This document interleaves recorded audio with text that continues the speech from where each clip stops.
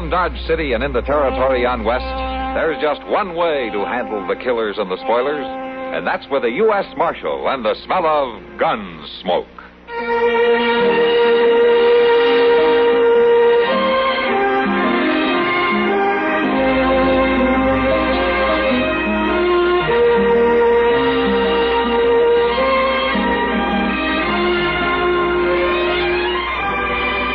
Gunsmoke, starring William Conrad, the story of the violence that moved west with young America, and the story of a man who moved with it. I'm that man, Matt Dillon, United States Marshal. The first man they look for and the last they want to meet. It's a chancy job, and it makes a man watchful and a little lonely.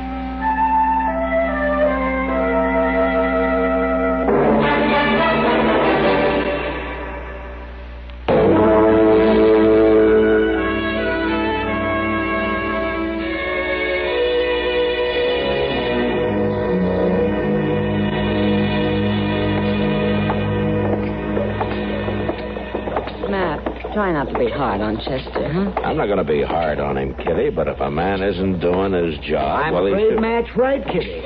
Why, the other day I was riding through Cottonwood Grove, and there was Chester, big as life, lying under a tree with a straw stuck in his mouth. What day was that, Doc? What day was it? Let me see. I was on my way to Reb Morgan's place. See, that youngest kid of Reb's got himself wrapped up in a roll of barbed wire. Oh, I thought I would never get him out. What day, Doc? Oh, what day? Now, let me think. Thursday.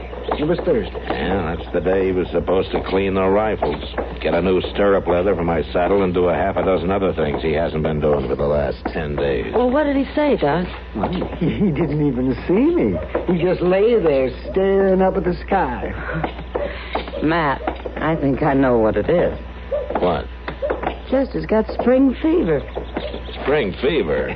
She might be right, Matt. We've sure been having the weather for it. Yeah, I got a touch of it myself. Chester's going to have to straighten out. This has been going on for weeks. I'll see you two later, huh? Now, you be easy on him, Matt. All right, Kitty.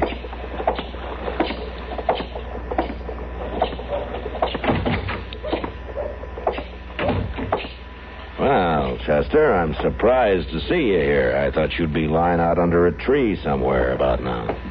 Under a tree? Uh-huh. What? No, sir. I've been waiting around for you, Mr. Dillon. Oh? Well, good, because I want to talk to you. Mr. Dillon, did you ever sit and watch a beaver build a dam? Did I ever what? Watch a beaver build a dam. Chester, this is exactly what I want to talk to you about. There's a lot of work to be done around here, and you're not getting it done. Yes, sir, I know, but I was just starting to explain about that. You were? Yes, sir. See, for most of the year, a stream runs in one direction, don't it? Then along comes the beaver, and he builds his dam, and the water kindly starts to go in the other direction. At least for a while it does. What's this got to do with your not doing your work, Chester?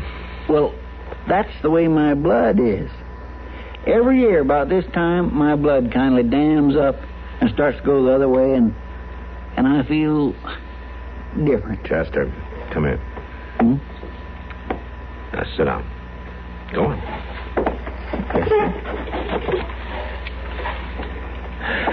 All right. Out with it.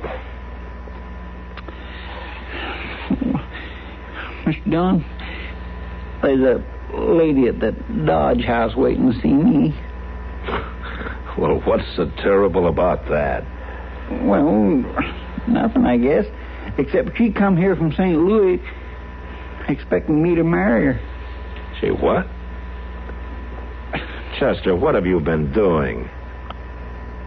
Well, I've been writing letters to some ladies out of town. What ladies? Lonesome ladies, Mr. Dillon. See, I run across a bunch of St. Louis newspapers, and there was all these ads, and me feeling like I'm doing all, I just kindly wrote to several of them. And you've never even seen this woman then, huh? No, sir, I ain't. Well, what did you say in the letters? Well, I just told her about myself. The truth? Well, Here and there, I might have stretched things in mind. Well, what you're trying to tell me, Chester, is that you wrote a bunch of lies, and now one of these women is here to call your hand. Is that it? Would you go talk to her, Mr. Dillon, please? You mean you want me to get you out of it? Yes, sir. Well, Chester, All right. What's her name? Mrs. Corinne Gatesley. Mrs.? She's a widow lady. Oh, fine. You want me to tell her that you've left town? We don't know where you are, something like that. Is that it? Well, no, sir. Not exactly. Then what? Well, if you don't mind too awful much, Mr. Dillon, would you tell her you're Chester Proudfoot? That I? Well, see, then you could go on about how you ain't going to marry her and all that. Wait a minute. You don't understand, Mr. Dillon. Wait a minute, Chester. But, Mr. Wait a minute. I sent her your picture. You did what? It was an awful good likeness. Remember that one of you standing in Mr. Titus's studio holding that bowler hat in your hand? Well, where are you going, Mr. Dillon? Chester, I'm going to tell her the truth right now, and you'll see that you're here when I get back. Yes, sir. Oh, dear, I wish I hadn't never learned to write.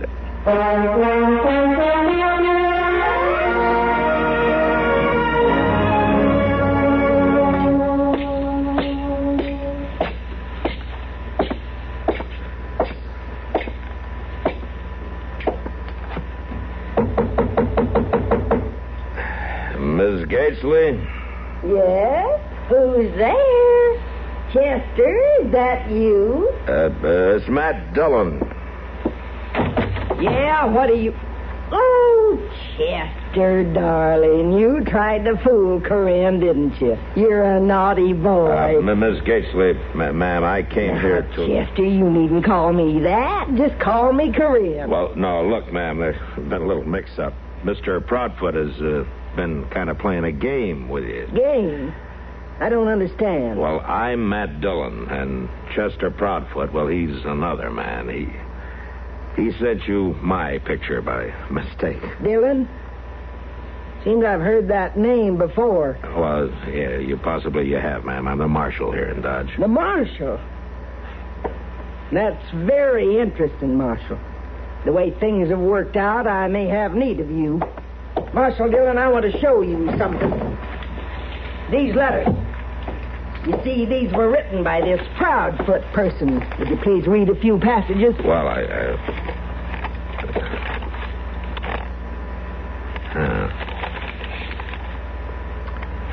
Yes, I see.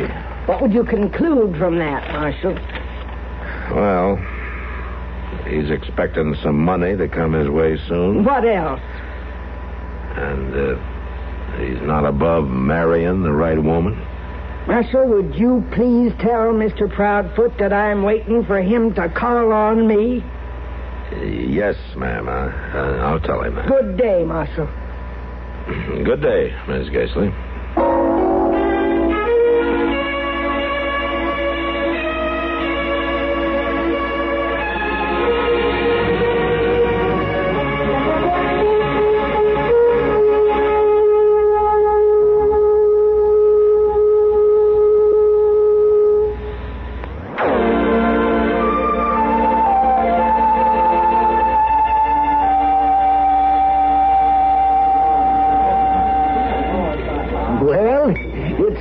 Him right. And anyway, Chester should get married. Well, that may be, Doc, but I don't think this is the woman for him. Well, why not, Matt? Well, for one thing, she's sure nothing to look at. She's taller than Chester, and she weighs as much as I do. Oh, Matt, this is wonderful. I can hardly wait for the wedding. Well, don't count on it, Doc. Well, where is Chester, Matt? He's hiding out down at the office. Yeah, well, let's get him up here, huh? And drink a toast to this, just in case. Oh, Doc, stop. Now, Kitty, I've known Chester a long time, and I want him to know how happy I am for him. Doc, you're just making fun of him. No, I'm not. I may even deliver their first child free. Oh.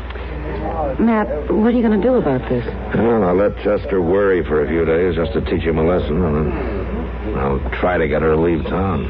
Well, how does he explain all this? You'll never believe me, Kitty. But the trouble is, he told her he had money coming in. I've known a few women like that. You know, Matt, there is such a thing as breach of promise. Yeah, if he only hadn't mentioned the money. Matt, wait a minute. What? This woman, you say she's big. Does she have red hair? Yeah, I think she does. She say where she was from? Well, Chester said she's from St. Louis. Why?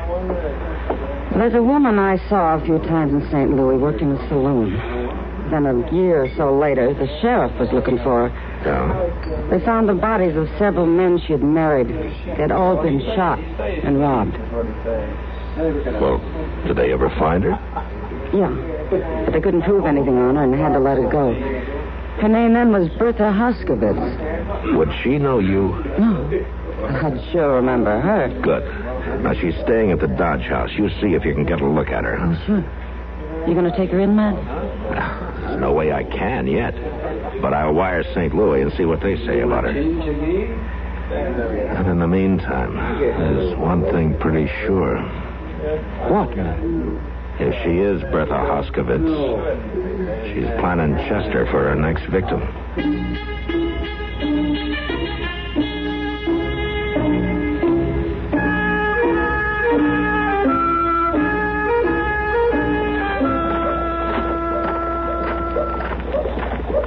Fine doggone thing. If he don't want me to read him, he just don't need to send me after him. But to let on to Mr. Hightower that I read his telegraph, well...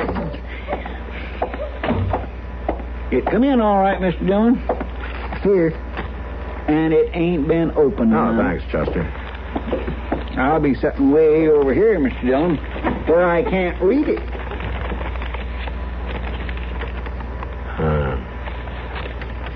Yeah, just like Kitty said. No need to fear on me reading your telegraphs anymore, Mr. Dillon.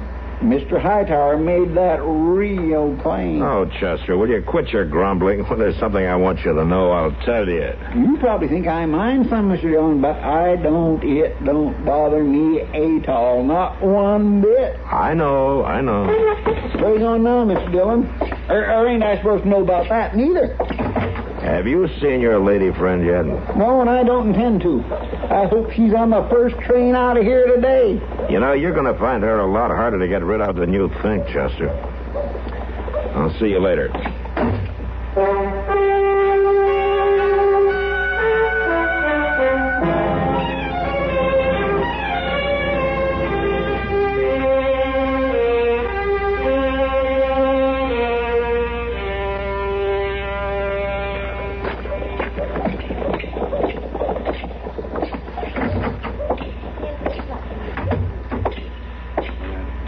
Mr. Bodkin? Oh, well, good morning, Marshal. What brings you into the bank so early? Look, Mr. Bodkin, there's something I'd like to ask you to do for me. Anything you say, Marshal. Well, this is going to involve the use of some of your money. Well, now, Marshal, that doesn't really belong to me. I know that, Mr. Bodkin. Well, just how much money, Marshal Dillon? $5,000. $5,000? Well, Marshal Dillon, people leave their money here on trust, and it's up to me Mr. Bodkin, let's go into your office, and I'll tell you what this is all about, huh? Oh, all right, but $5,000 is a lot of money, Marshal. I know that, Mr. Bodkin.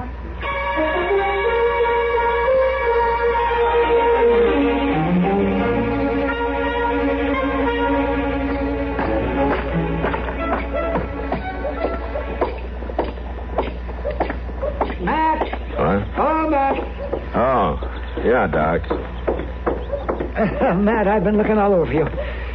Kitty and I saw that Hoskovitz woman going into your office a few minutes ago. Oh? Yeah, you better keep her away from Chester.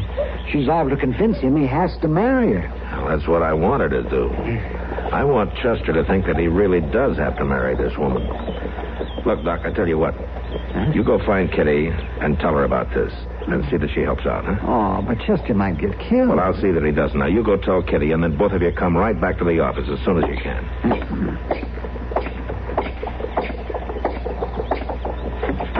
Chester Proudfoot, you come out of that cell. No, ma'am, I ain't gonna stop that. Miss Jason, here, ma'am. Chester. Oh, good morning, Marshal Dillon. I've come to get my loved one. Chester, What are you doing in that cell? Well, after what I done, Mr. Dillon, I figured I ought to be locked up. Where are the keys? I got them right here in my pocket. Hand them over. Yes, sir. Here you are. Look, I would like to get married to you, man, but you see how things are. There ain't nothing I can do about it. I just can't. Possibly. Mr. Dillon? Would you like to come out now, Chester? Yes, sir. Oh, thank you, Marshal. It's all right. Let's go on out to the front office, huh?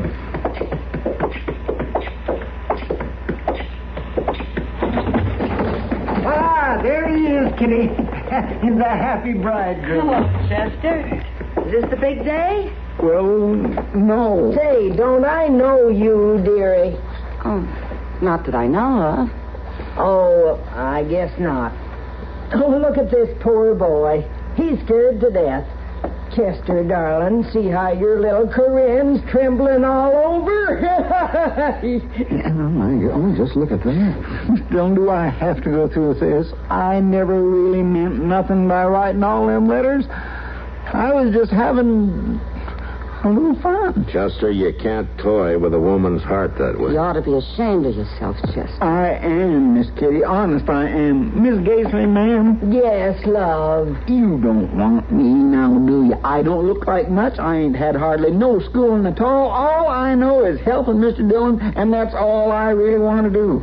Every year at this time, I get these crazy ideas about women and maybe having a home of my own. And spending your money on someone you love. Money. Say, that's... Oh, I told you an awful lie about that. Why, I ain't got no money at all. That was all part of the... Well, that was just talk, like the rest of it. What are you saying? No money. No, ma'am, no money. Oh, Matt, is Chester in here? Yeah, he's here, Mr. Bodkin. Oh, there you are, Chester. Well, my boy, have I got good news for you. Oh, Mr. Bodkin, I sure could use some good news. Well, then look in this bag. There's $5,000 in it, and it's all yours. Now, don't fool me, Mr. Bodkin. I got enough trouble as to I am not fooling. It's yours. 5,000 Chesters? Yes, ma'am. He inherited it. No, I didn't. No, I did not. Oh, yes, no, you did. no. From an old man down in Texas. Who? What old man? Grandpa Drum. Remember him? Grandpa. Now, why did he have to go and do that? Well, isn't that wonderful, Chester? Now you can get married just the way you always wanted to. Mr. Dillon, I don't want to leave here. Well, I'm making coffee for you, holding your horse, and I'll get that saddle fixed right away, I promise. Chester, you don't have any choice. You've asked for this woman's hand. He sure has. No, Chester, dear. Do you want me to read these letters out loud? No.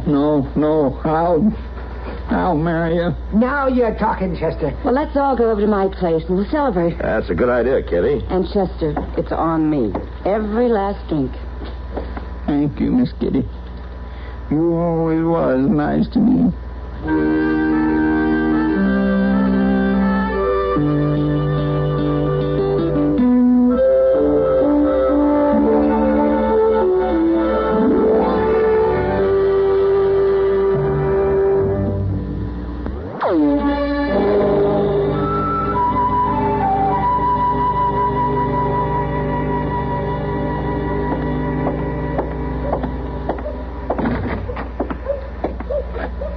There you are, Matt.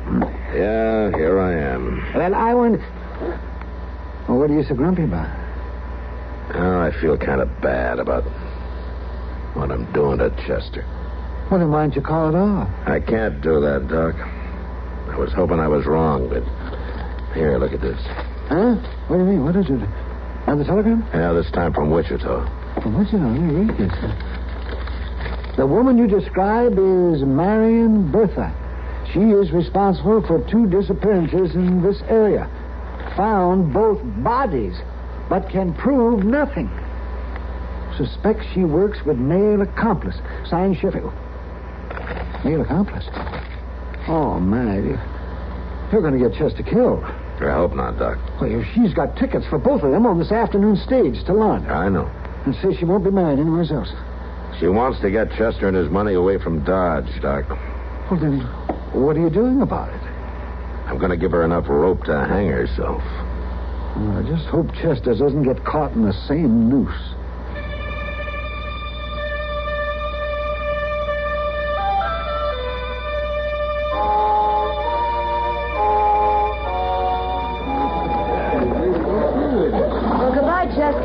Hurry back to Dodge. Goodbye, Miss Kitty. Somehow this just don't seem real. It's real enough, Chester. Just take a look at that lovely creature next to you. Hello, my dear. Goodbye, Doc. Bye-bye. Bye, Kitty. Bye. Thank you for the party. Ain't nobody seen Mr. Dillon. No, I haven't. Where is Matt, Doc? Well, I don't know, but he better have... well, here he comes. Just look at him. He's wearing a tie, Kitty, and his Sunday suit. Mr. Dillon? Mr. Dillon, did you come to just insist that I get off this stagecoach? No, Chester, I'm going to ride to Larned. You didn't think I'd miss that wedding of yours, did you? I guess not. All right, Jack, let's get this stage going. It's 2 o'clock. All right, Marshal. Everybody out of the way.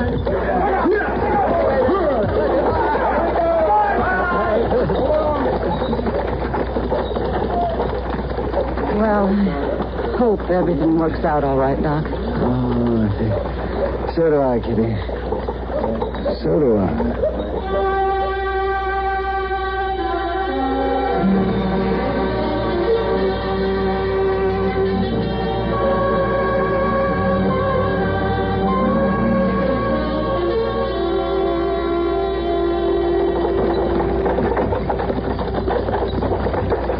Marshal Dillon, I don't understand why you're coming along. Chester and I have been friends for a long time, Miss Cayley. That's the least I could do. Friends. I thought we was friends, Mr. Dillon, till I seen you all dressed up for my wedding. The poor darling. Chester, dear, you'll be happy. After all, love conquers all. Love. I never knew a man could get into such a mess. Mr. Dillon, I was just funning. There's at least 4 or 5 other ladies that I wrote to. But I've got you. Yes, ma'am, I reckon you have.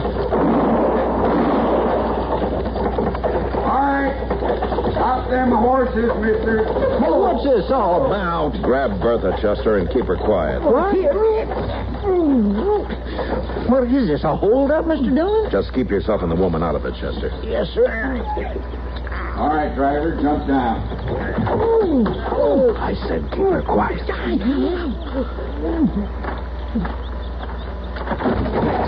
Bertha, it's good. Throw up your hand. It's Bret.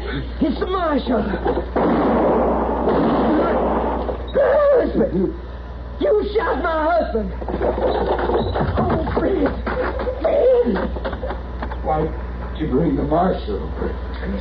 Who's she, Mr. Dillon? She called him her husband, and she was fixing to marry me. No, she wasn't, Chester. She was going to have him kill you. She was? And you wasn't letting her take me off to get married at all. You was only trying to capture her. Yeah, I had to have both of them, Chester. He's a killer. She may be, too. Well, why didn't you tell me, Mr. Dillon? I could have helped. You did, Chester. You helped a lot. I did? I did? Well, say now. I reckon I did at that, Mr. Dillon.